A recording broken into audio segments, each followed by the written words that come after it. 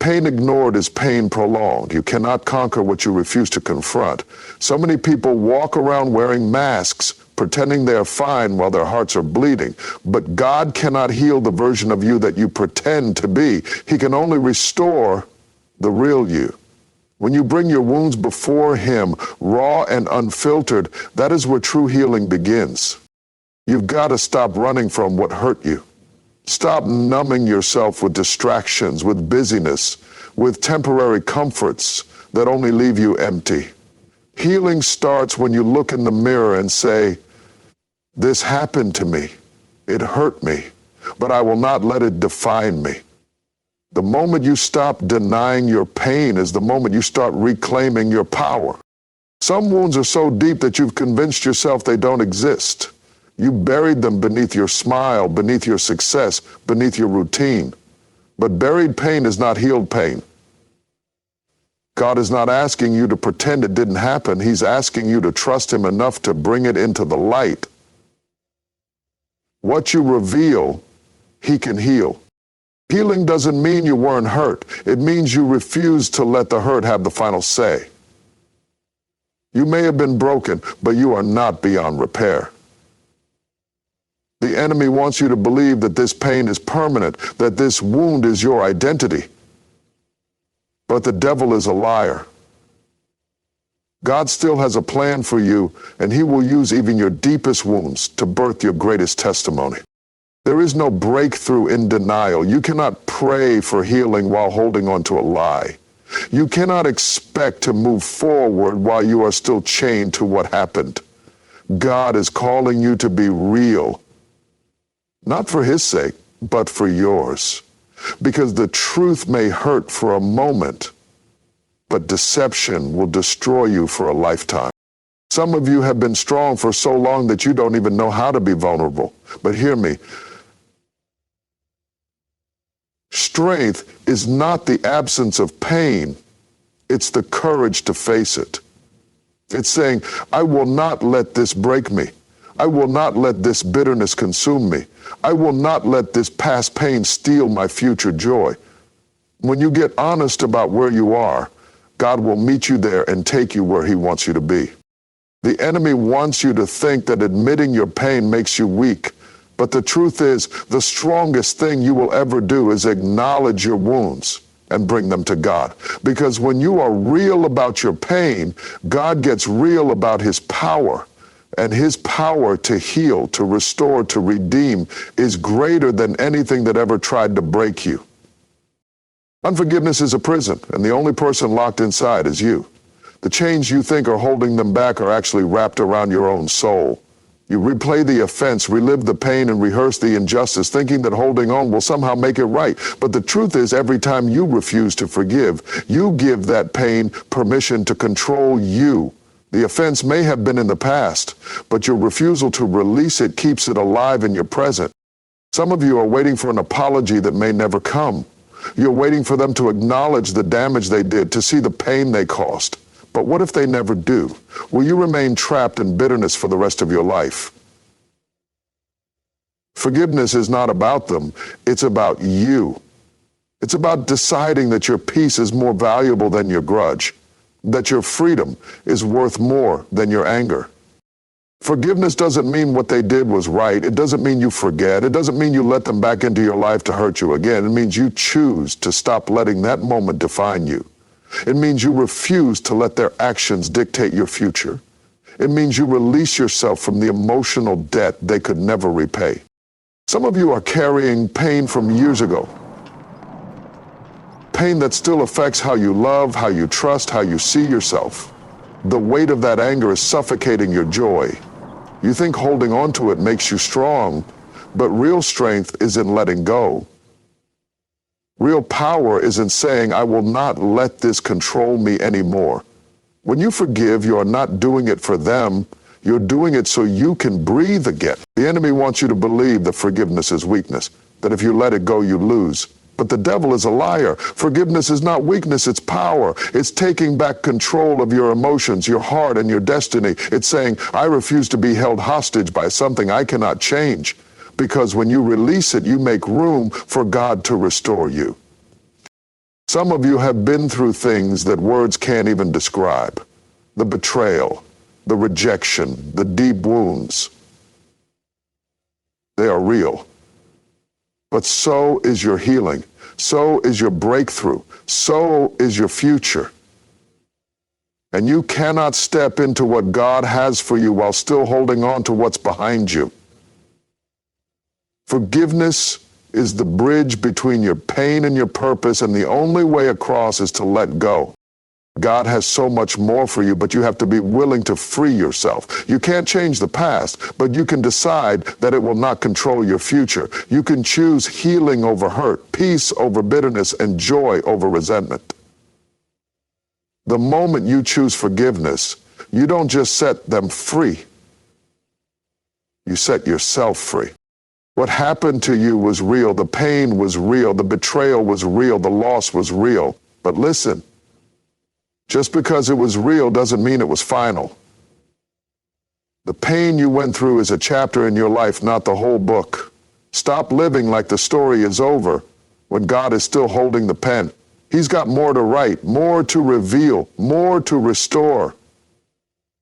But you've got to be willing to turn the page. Too many people are stuck in a past season, rehearsing what went wrong, reliving who left, replaying the disappointment. But hear me, you cannot heal while holding on. You cannot step into your future while gripping your past. God is calling you to release what was so he can show you what still can be. Your destiny is not behind you, it's in front of you. But you'll never see it if you keep looking back. The enemy wants you to believe that your pain is your identity, that because you were rejected, you were unworthy, that because you were broken, you are beyond repair, that because you failed, you are a failure. But the devil is a liar. You are not what happened to you. You are not the mistakes you made. You are not the heartbreak you endured. You are a child of God, and he still has a plan for you. Some of you have let your pain define you for too long. You introduce yourself by your wounds instead of your worth. But you are more than your struggle. You are more than your trauma. God did not bring you this far for you to be stuck in the same place. It's time to rise. It's time to move forward. It's time to embrace the new chapter God is writing in your life. God doesn't waste pain.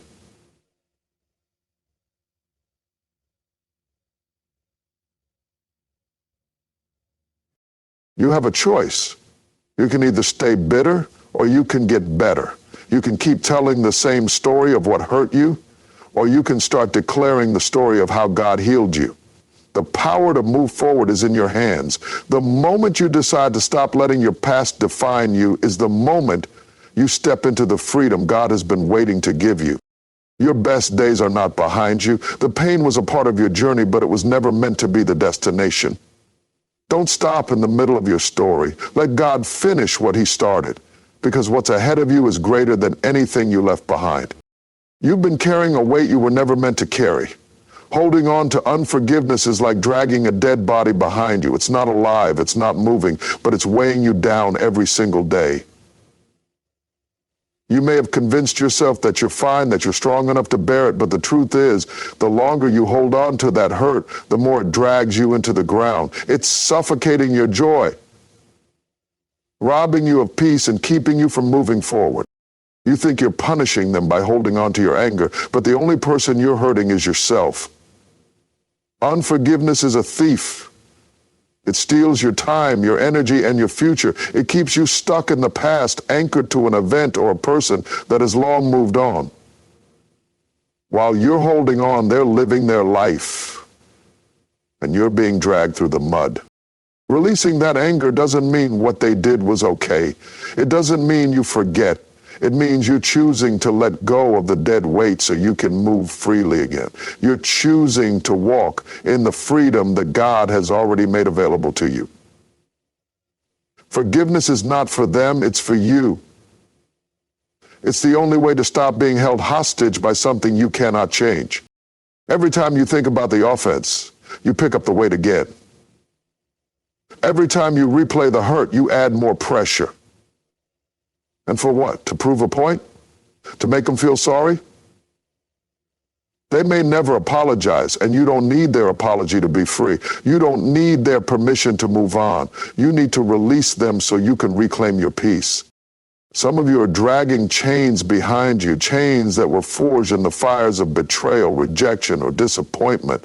And you've been dragging them so long that you don't even remember what it feels like to walk without them.